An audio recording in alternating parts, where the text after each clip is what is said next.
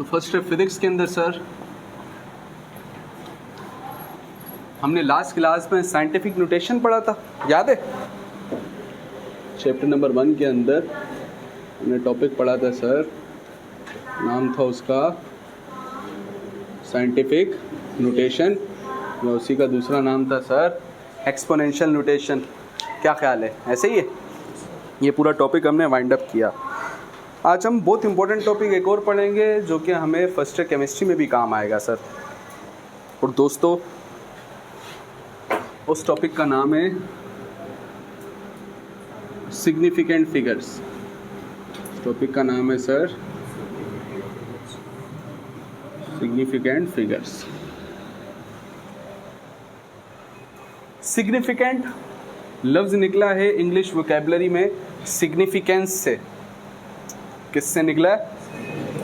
और सिग्निफिकेंट या significance word हम कहाँ यूज़ करते हैं? हम अक्सर कहते हैं ना यार इसकी तो कोई सिग्निफिकेंस नहीं है, यानी इसकी कोई अहमियत।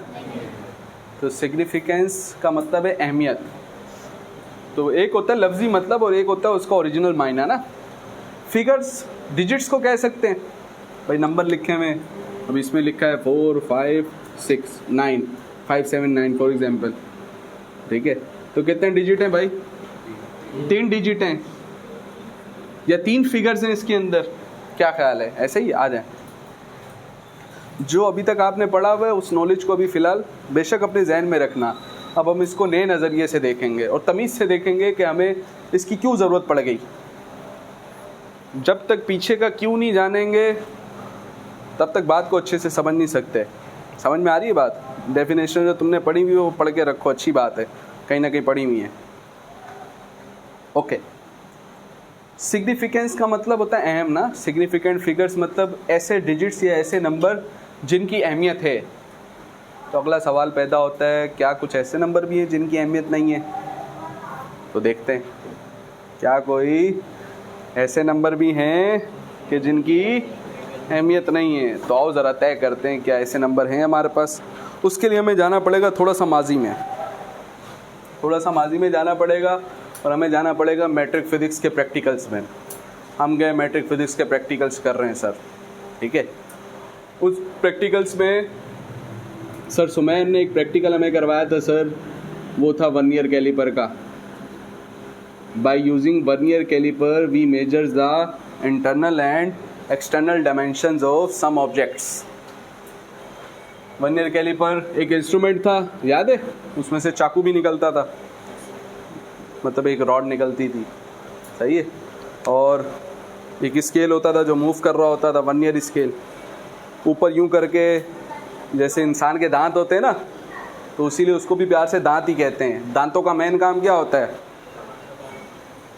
शाबाश, इससे भी पहले वेरी नाइस, ये भी सही बोला है आपने। दांत नहीं होंगे तो चबा नहीं सकते, लेकिन अक्सर ऐसा होता है बहुत सी चीज़ों के लिए हम चबाते नहीं हैं दांतों को, मतलब दांतों को चबाने के लिए इस्तेमाल नहीं करने। चबाने से भी पहले एक काम होगा तो चबाए जाएंगे, पकड़ना। इससे भी पहले एक काम किया है सर, अभी मैं मार्कर है इसको चबाऊंगा थोड़ी ऐसा। ये हमने इसे क्या कर लिया सर? क्लैम्प कर लिया, क्लिप कर लिया है। ये हमने इसे क्लैम्प कर लिया या क्लिप कर लिया, पकड़ लिया है। तो पहला काम है सर पकड़ना। पहले शिकार पकड़ेंगे फिर उसको चबाएंगे। पहले चिकन कढ़ाई को पकड़ेंगे ना भाई, फिर दांतों को कुंदेंगे, स्टार्ट करो। फिर जैसे नहीं जूसर मशीन चलती है ऐसे ही दांत भी, सही है? खैर, तो उसमें सर जॉस थे, एक अपर जॉ, लोअर जॉ, याद है? सही है? यानी एक दांत, ऊपर वाले भी उसके दांत थे और नीचे वाले भी। ऊपर वाले भी किसी मकसद के लिए इस्तेमाल होते थे, मैं डिटेल में नहीं जा रहा हूँ। नीचे वाले भी किसी मकसद के लिए, ठीक है? ऊपर वाले इस्तेमाल करते थे इंटरनल डायमेंशंस को मेजर करने के लिए, फिर पेट पे बात रहती भी नहीं है, बोल देता हूँ मैं साथ ही। और जो नीचे वाले जो दांत थे वो एक्सटर्नल डायमेंशन, बाहर के फासलों को नापने के लिए इस्तेमाल होते थे। उसमें सर जब हम पैमाइश करते थे, अगला सवाल ये पैदा होता है, वर्नियर कैलिपर से हम पैमाइश किसकी करते थे? फासलों की। किसकी पैमाइश करते थे? ये सब टॉपिक आपस में एक दूसरे से जुड़े हुए हैं। कुछ टॉपिक मैंने आपको मैट्रिक फिजिक्स में पढ़ाए थे, आपके चैप्टर नंबर 2 मेजरमेंट के अंदर, उनसे भी जुड़े हुए जो मैं यहाँ पर नहीं पढ़ाऊंगा, लेकिन डायरेक्ट बताऊंगा। डेली उधर एक पूरा टॉपिक करके मैंने पढ़ाया था। सादी सी बात ये, वर्नियर कैलिपर भी सर फासलों की पैमाइश के लिए इस्तेमाल करते हैं। अगला सवाल ये पैदा होता है, क्या हमारे पास इंची टेप नहीं है, क्या स्केल नहीं है, उससे भी तो हम क्या नापते हैं, तो फिर वर्नियर कैलिपर क्यों इस्तेमाल कर रहे हैं? अच्छा लगता है सर। पहली बात छोटे फासले, लेकिन छोटे फासलों के लिए भी हमारे पास और भी इंस्ट्रूमेंट है। अब जैसे हमारा स्केल है, आप अपना नॉर्मल स्केल निकालें, इसको निकाल के अगर आप देखें, जो आपके पास स्केल मौजूद है उसमें सर अगर हम देखें तो ये है 0, ये 1, ये 2, ठीक है। ये सेंटीमीटर्स अगर चल रहे हैं तो ये 1 सेंटीमीटर, ये 2, ये 3, ये 4 और ये फिर 8, 9, ऐसे ही है। फिर 1.1 सेंटीमीटर, 1.2 सेंटीमीटर, 2, 3, 4 और ये 1.6, 1.8 और फिर ये 2, ऐसा ही है ना। तो सर यहाँ से लेके यहाँ तक 1 सेंटीमीटर। तो दोस्तों ये एक लाइन कितना है, ये याद है किसी को? इसी को प्यार से 1 मिलीमीटर कहते हैं, या इसी को प्यार से, तो 1 मिलीमीटर कितना होता है सर? ये आप अपने स्केल में देखेंगे तो इतना नहीं होगा, ये मेरे इधर बड़ा दिख रहा है, अपने स्केल में देखेंगे तो मैं कैसा दिखेगा? छोटा।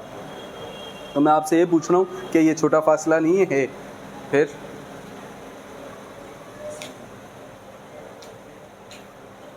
तो इससे भी छोटे फासलों की पैमाइश के लिए जवाब, मैट्रिक का मेरा जुमला याद था लेकिन पूरा याद नहीं था आपको। तो सर इससे भी छोटे फासलों की अगर पैमाइश करनी है तो वर्नियर कैलिपर, और ये जितने छोटों की करके देता है उससे भी छोटे की करनी है तो उससे भी अच्छा इंस्ट्रूमेंट चाहिए, स्क्रू गेज, माइक्रोमीटर, याद है। सादी सी बात ये दोस्तों, सादी सी बात ये है, वो इंस्ट्रूमेंट जो छोटी से छोटी पैमाइश करके दे, वो इंस्ट्रूमेंट जो, ऐसे इंस्ट्रूमेंट को दोस्तों कहते हैं एक्यूरेट इंस्ट्रूमेंट, ठीक है। और ये अमल कहलाता है एक्यूरेसी, ठीक है। अगर आपके नंबर के पास, if your number have more and more information और your information contain smallest numbers, ऐसी इंफॉर्मेशन जिसके अंदर छोटे नंबर भी क्या हो, छोटे से छोटे नंबर भी क्या हो, मौजूद हो, तो ऐसी इंफॉर्मेशन को कहते हैं एक्यूरेट इंफॉर्मेशन। इंस्ट्रूमेंट जो कहलाएगा वो कहलाएगा एक्यूरेट इंस्ट्रूमेंट। ये पूरा अमल कहलाएगा एक्यूरेसी। ये है क्या सर? आओ ज़रा समझते हैं। अब फ़र्ज़ करें अगर मैं आपसे पूछूं, हम टाइम की पैमाइश करते हैं सर? जी सर करते हैं। घड़ी की मदद से, क्लॉक की मदद से करते हैं? जी सर करते हैं। नॉर्मली जो घड़ियाँ हमारे घरों में लगी हुई हैं उसमें हम देखते हैं सर 2 किस्म की क्लॉक हैं, एक तो सुइयों वाली हैं, घूमने वाली ना, निडल्स वाली, ठीक है, इन क्लॉक्स को कहते हैं एनालॉग क्लॉक, और एक है नंबर्स वाली, उन्हें कहते हैं डिजिटल क्लॉक्स। सादी सी बात ये सर, दोनों से टाइम की पैमाइश करते हैं। अगर हम एनालॉग क्लॉक की बात करें तो उसमें 3 किस्म की सुइयाँ हैं सर। सबसे ज़्यादा कौन सी सुई चल रही होती है? सबसे बड़ी ये सेकंड वाली सुई है, फिर ऐसे ही है ना। तो अगर हम आपसे मैं पूछूं कि ये जो सेकंड वाली सुई चलती है, यूं यूं यूं यूं यूं इस तरीके से आगे बढ़ती है ना, ठीक है, एक कदम जब ये सेकंड वाली सुई आगे बढ़ती है तो कितना सेकंड बना? 1 सेकंड। फिर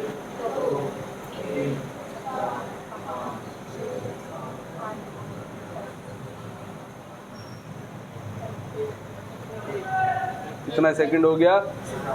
60 सेकंड। कितना सेकंड हो गया? 60 सेकंड में ये सुई दोबारा जहाँ से स्टार्ट हुई थी सर वहीं पे पहुँच जाएगी। 60 सेकंड में ये सुई जहाँ से स्टार्ट हुई थी वहीं पे पहुँच जाएगी। यानी कितना चक्कर कंप्लीट हो गया?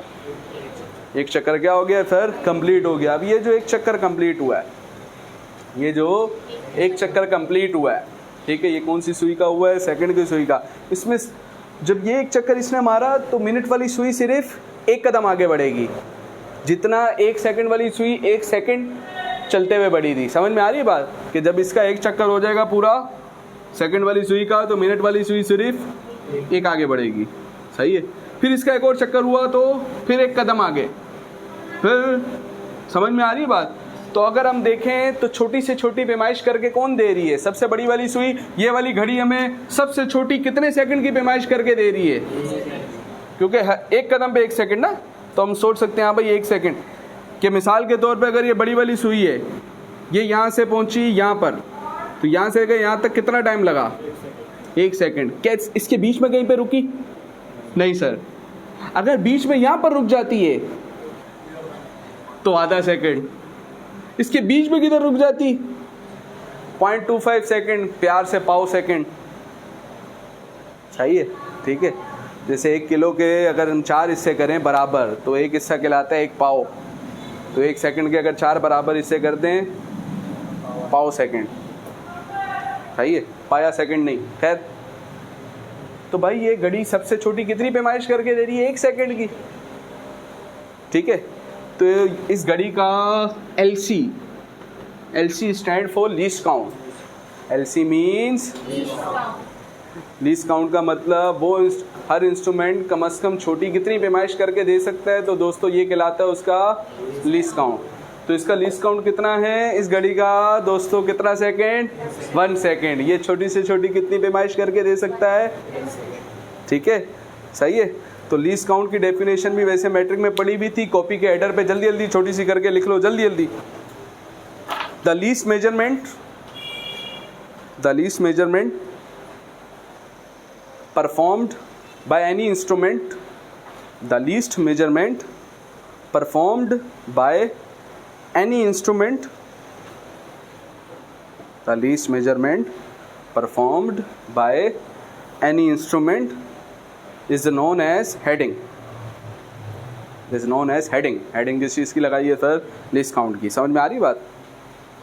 The least measurement performed by any instrument is known as heading.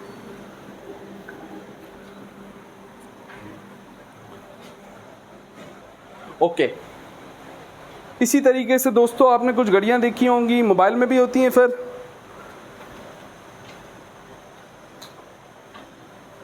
ये भी तो एक टाइम है ना, ये जो टाइम चल रहा है ये भी तो क्या है सर? एक टाइम है। सही है, लेकिन ये ऐसा टाइम है इसको हम अपने हिसाब से रोक भी सकते हैं, इसलिए इसे प्यार से कहते हैं स्टॉप वॉच।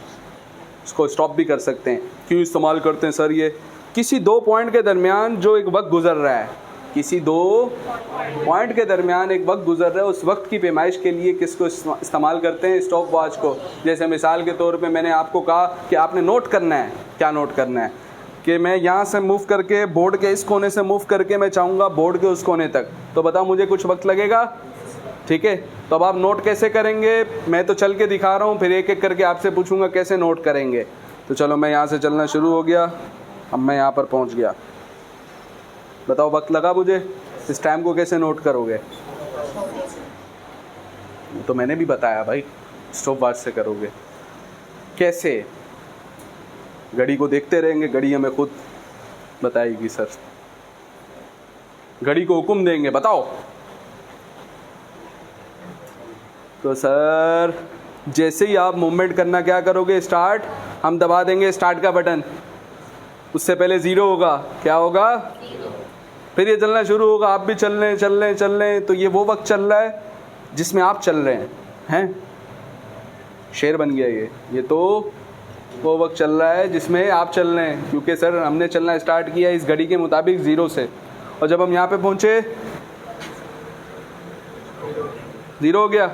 ठीक है, जब यहाँ पे पहुँचे तो कुछ ना कुछ वक्त लगा। जैसे ही यहाँ पे पहुँचेंगे फिर इसको क्या कर देंगे? स्टॉप। तो अब हमारे पास वक्त आ जाएगा यहाँ से लेकर।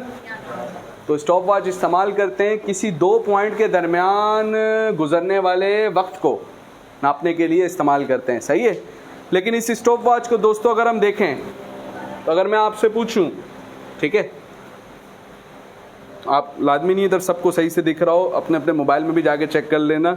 ठीक है, सही है। तो अगर हम यहाँ से स्टार्ट करें तो देखेंगे कि ये वाला वक्त जो है ना, ये बहुत तेज़ी से गुजर रहा होगा।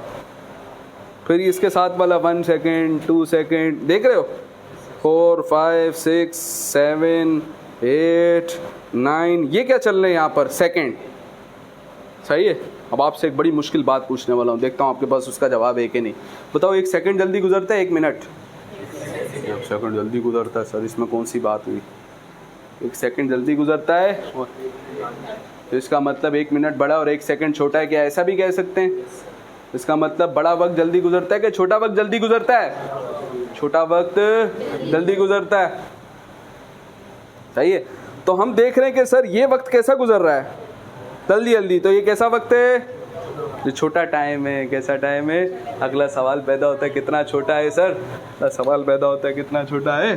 ये यूं है ना सर, ये सही है। तो सर इसमें तो क्या चल रहे हैं, यहाँ पर क्या चल रहे हैं? सेकंड्स। यहाँ पर क्या चल रहे हैं? सेकंड। और यहाँ पे तो सेकंड से भी छोटा वक्त गुजर रहा है, यहाँ पर तो दोस्तों सबसे पहले आपको पता है यहाँ पर ये वाला 0 1 बनता है, 2 3 4 5 6 7 8 9, और जैसे ही 10 बनता है ये 0 हुआ, यहाँ पे 1 हुआ, तो ये क्या बन जाएगा? बोलो भाई क्या बन जाएगा? उसके बाद फिर ये 1 ही रहता है, 1 ही रहता है, 1 ही रहता है, और यहाँ पर ऐसा ही है ना? ठीक है। फिर इस तरीके से ये चल रहा होता है, चल रहा होता है, चल रहा होता है, जब ये 100 पूरा होता है, सेकंड नहीं है ये, जब यहाँ पे कितने की गिनती हो जाती है? 100 की, तो यहाँ पर बन जाता है दोस्तों 1। यहाँ पर क्या होता है? और यहाँ पर क्या होता है? 0। फिर यहाँ पर 100 पूरा होता है, तो ये कितने सेकंड गुजरे? फिर तो मैं आपसे पूछता हूँ भाई, और ये साथ में क्या लिखे हुए होंगे? मिनट। सबसे पहले मिनट बढ़ेगा? नहीं। सेकंड बढ़ेगा? नहीं। इन दोनों में भी पहले ये वाला बढ़ेगा। और यहाँ पर क्या है सर? अगर हम सेकंड के हिसाब से सोच रहे हैं, किसके हिसाब से सोच रहे हैं? तो सेकंड के बाद यहाँ पर दोस्तों लगा दिया मैंने पॉइंट। क्या लगा दिया? पॉइंट से पहले 0। पॉइंट से पहले क्या है? 0। तो यहाँ पर भी क्या है? 0। और ओरिजिनली जहाँ से स्टार्ट हो रहा है तो यहाँ पर भी क्या होगा? 0।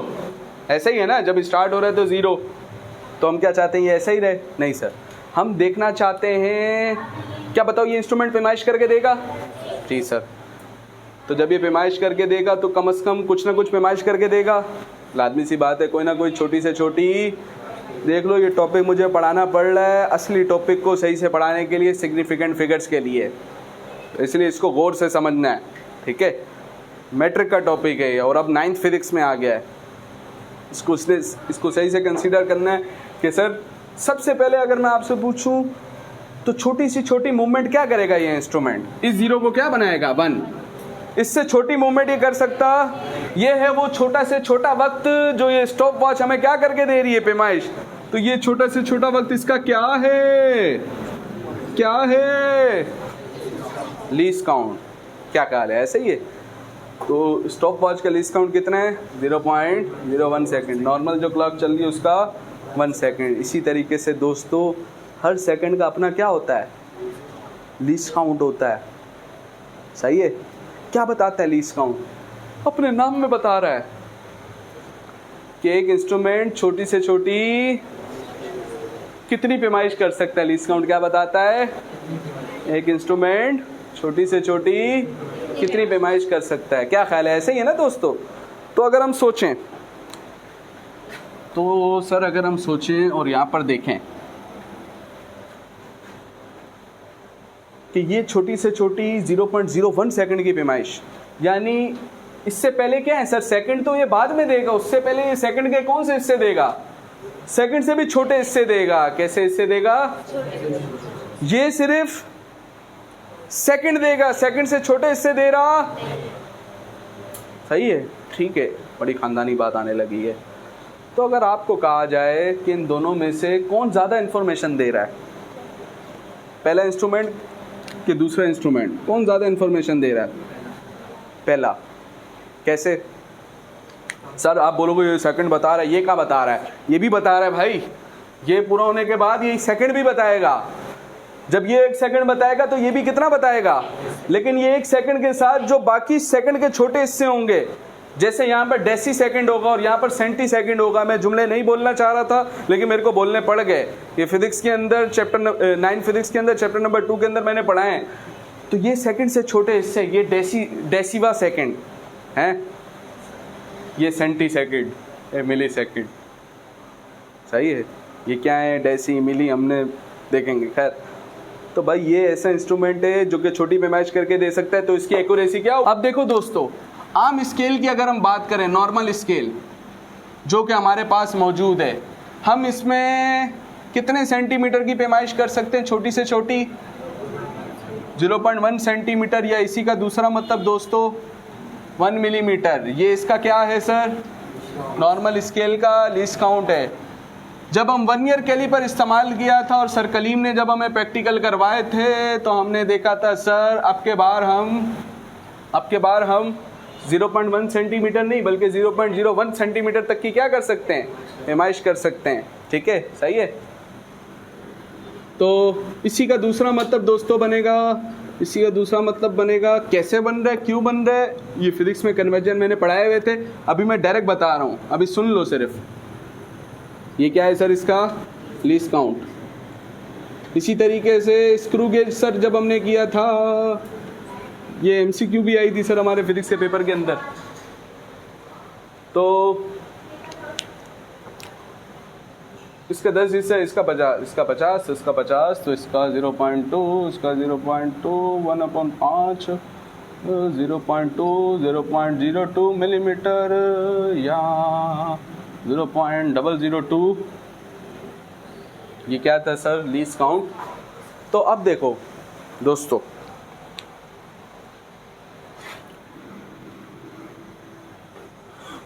अगर ये और में ज़्यादा तंग कर रहे हैं, ठीक है, अच्छा हम चाहें तो सेंटीमीटर से मीटर में भी ले सकते हैं, अलग अलग में भी ले सकते हैं ना, ठीक है। अब अगर हम इसकी बात करेंगे तो इसकी एक्यूरेसी क्या है सर? ज़्यादा, सही है। इसकी देखें तो इसमें इंफॉर्मेशन इससे क्या है सर? कम। ये पॉइंट के बाद कितने डिजिट दे रहा है? ये पॉइंट के बाद 2, ये पॉइंट के बाद 1। तो अब मैं आपसे पूछता हूँ, फॉर एग्जाम्पल मैंने लिया है नॉर्मल स्केल। कौन सा स्केल लिया सर हमने? नॉर्मल स्केल लिया। नॉर्मल स्केल से हमने पैमाइश की, फासले की, ध्यान में रखना है ये, सही है, ठीक है। 0.1 सेंटीमीटर की छोटी से छोटी पैमाइश करके दे सकता है ना भाई, ठीक है। तो अब अगर नॉर्मल स्केल से फॉर एग्जाम्पल मेरे पास पैमाइश आ रही है 0.12 सेंटीमीटर, कितनी पैमाइश आ रही है सर? ठीक है, सही है। तो अब अगर आप नोट करके देखें तो सर इस इंस्ट्रूमेंट में अगर हम देखें तो ये पॉइंट के बाद कितनी वैल्यू हमें सही से बता सकता है, लेकिन आपने क्या लिखा है? पॉइंट के बाद कितनी वैल्यू। तो अब इस जो नंबर है, ये जो नंबर है ये जो डिजिट है, नॉर्मल स्केल इसके बारे में जो भी बात कर रहा है भाई, पॉइंट के बाद नॉर्मल स्केल इतना बता रहा है 1, आप कह रहे हो पॉइंट के बाद कितना, तो हमारा नॉर्मल स्केल बोल रहा है यहाँ पे 0.12 बोल रहा हो या 13 बोल रहा हो, 14 बोल रहा हो, सर इसके बारे में तो हम श्योर हैं, इसके बारे में तो हम यही है, सही है। आपने प्रैक्टिकल्स किए होंगे तो उसमें भी आपने फासले नापे होंगे, तो हो सकता है किसी एक का आ रहा हो सर 3.98 सेंटीमीटर, किसी दूसरे का आ रहा हो 3.95 सेंटीमीटर, बहुत सारी रीडिंग निकाली थी, आप देखेंगे एक का आ रहा हो 3.9। तो शुरू के नंबरों के बारे में तो हम क्या हैं सर? श्योर हैं, शुरू के नंबरों के बारे में तो हम श्योर है, लेकिन एंड का नंबर इतना छोटा होता है कि पैमाइश करते हुए हमसे कुछ एरर्स भी हो जाते हैं। ये तो हो गया इंस्ट्रूमेंट की ज़बान में, और अगर उस इंस्ट्रूमेंट की उस छोटे नंबर को मेजर करने की कॉम्पिटेंसी नहीं है, और अगर उस इंस्ट्रूमेंट की उस छोटे नंबर को मेजर करने की कॉम्पिटेंसी नहीं है, यानी कर ही नहीं सकता है सर, उसका लीस्ट काउंट ही उससे वो जो ना छोटा नंबर है, तो अब उस नंबर, वो जो अब नंबर आपके पास आ रहा है वो नंबर सही हुआ गलत हुआ? गलत हुआ ना सर। अब अगर आप मिसाल के तौर पे किसी तरीके से आपने पैमाइश कर ली है और पॉइंट के बाद जो आपको मज़ीद इन्फॉर्मेशन दे रहा है तो उसके अंदर क्या है सर?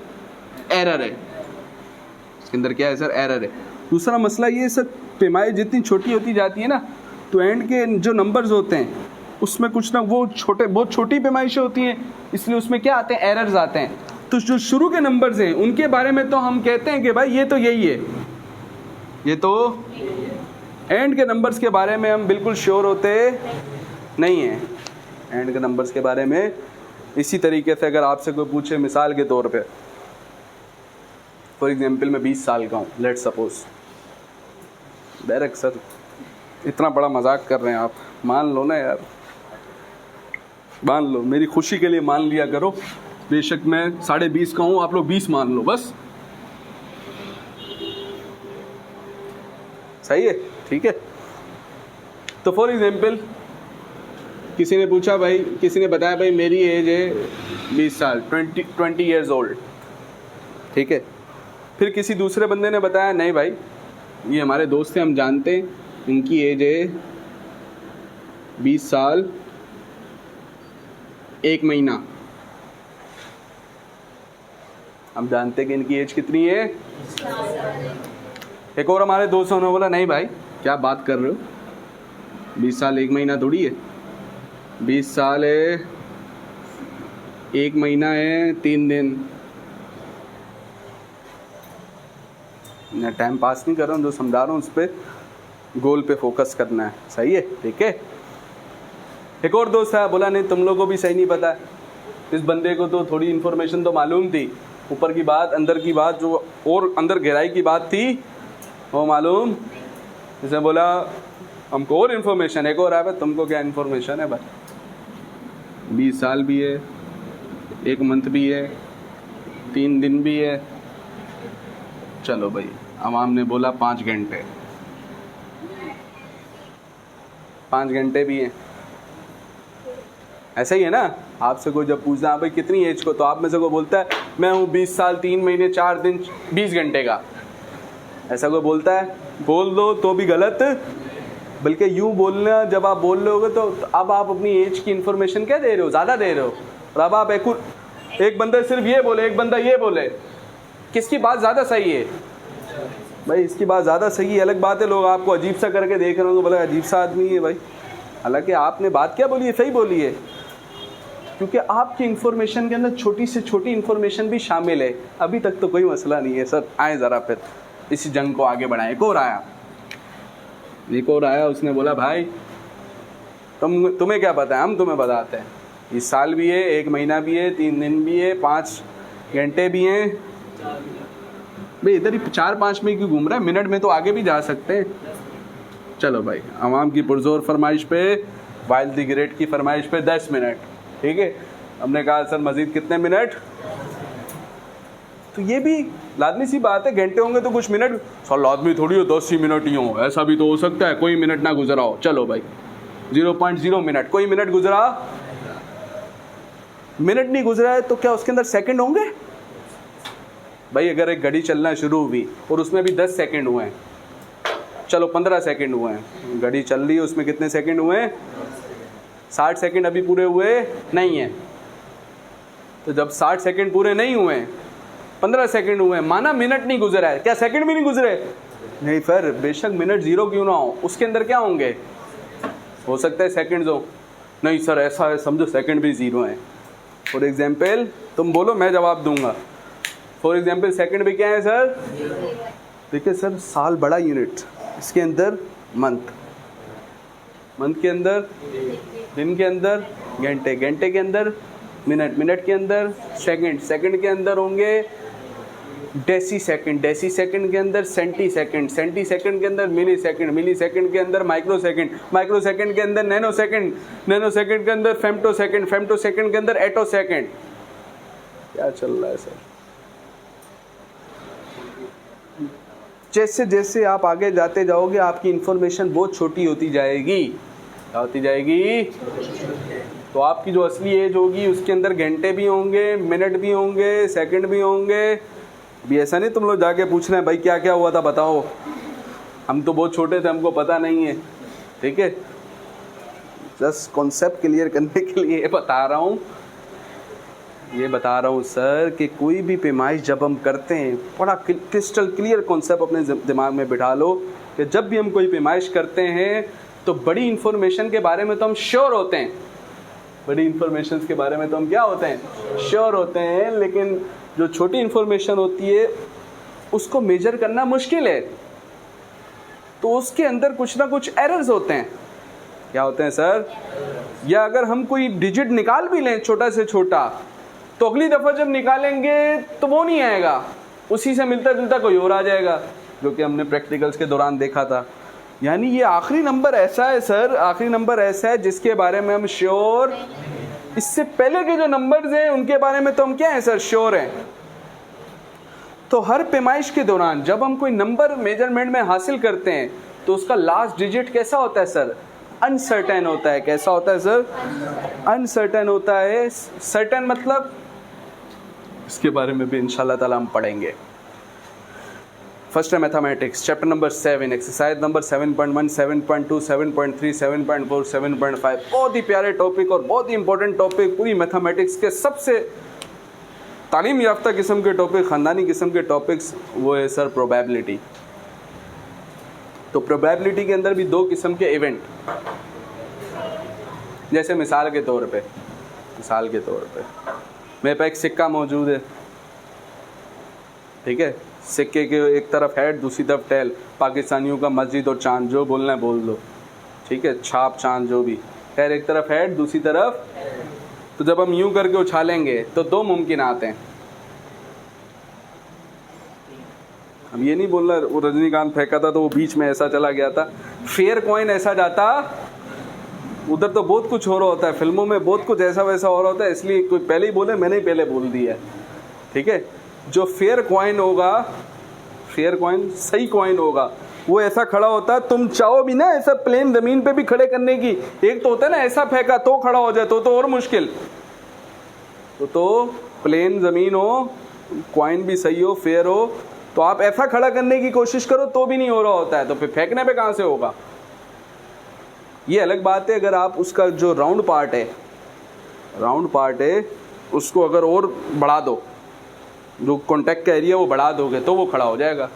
खैर अगर फेयर कॉइन है तो क्या संभावना है, संभावना मतलब प्रोबेबिलिटी, मुमकिनात, क्या मुमकिनात हैं कि जब हमने सिक्का उछाला है तो हेड और टेल ही आए और कुछ ना आए।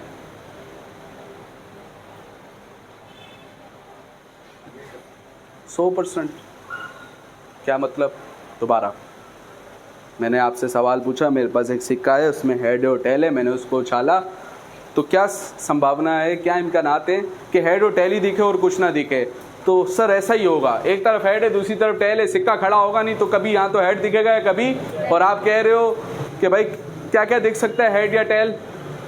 तो सर हेड या टेल दिखने के इम्कानात क्या हैं, ये होना ही है, ये काम, ऐसी चीज़ जिसने होना ही होना है, ऐसी चीज़ दोस्तों जिसने होना ही होना है, जिसमें कोई शक की बात नहीं, उसको कहते हैं सर्टेन। तो ऐसी चीज़ जिसमें शक की गुंजाइश हो, सही है, उसे कहेंगे अनसर्टेन, ठीक है। तो आपके पास केमिस्ट्री के अंदर डेफिनेशन भी लिखी हुई है सिग्निफिकेंट फिगर्स की, जो मैंने नोट्स फर्स्ट ईयर केमिस्ट्री के आपको बना के दिए। अगर किसी स्टूडेंट के पास हो तो अभी क्लास में देख लें, अभी ना हो तो फिर घर पे जाके इस टॉपिक को पूरा इसी तरीके से पढ़िएगा। मैं अभी सिर्फ बताता जा रहा हूँ, अभी मैं इसको समझो, अभी तो मैंने वो काम बताया जो कि फ़िलहाल आपसे ज़बानी कलामी इस तरीके से कोई भी नहीं पूछेगा। फिर इसकी कैलकुलेशंस कैसे करनी है तो वो वाला गेम भी हम इंशाल्लाह साथ साथ खेलेंगे। लेकिन फ़िलहाल अगर डेफिनेशन हम नोट करें, चलो लिख लो, कॉपी में डेफिनेशन लिख लो। Centre heading significant figures, centre heading significant figure, side heading definition.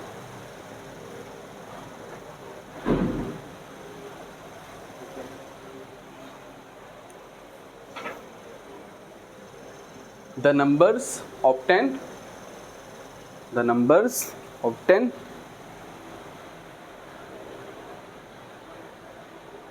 the numbers of 10 during measurement,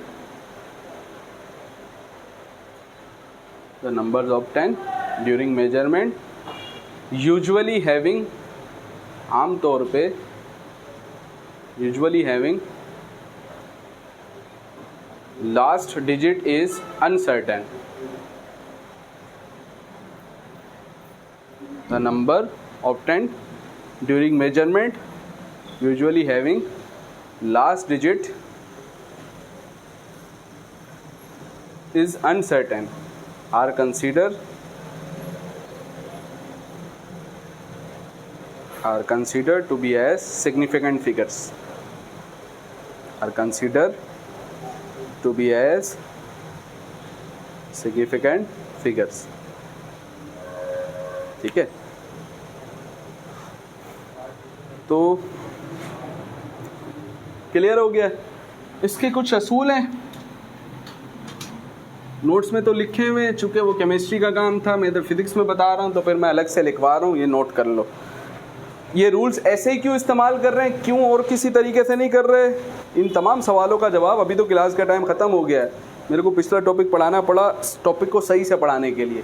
direct ऊपर से पढ़ाना था तो मेरे को कोई इशू नहीं था, आज ही की क्लास में मैं इस टॉपिक को ख़त्म कर देता।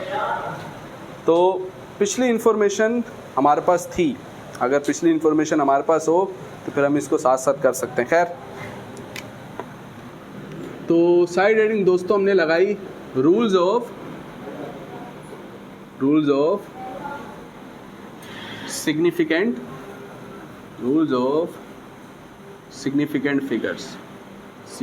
फिगर्स के रूल्स।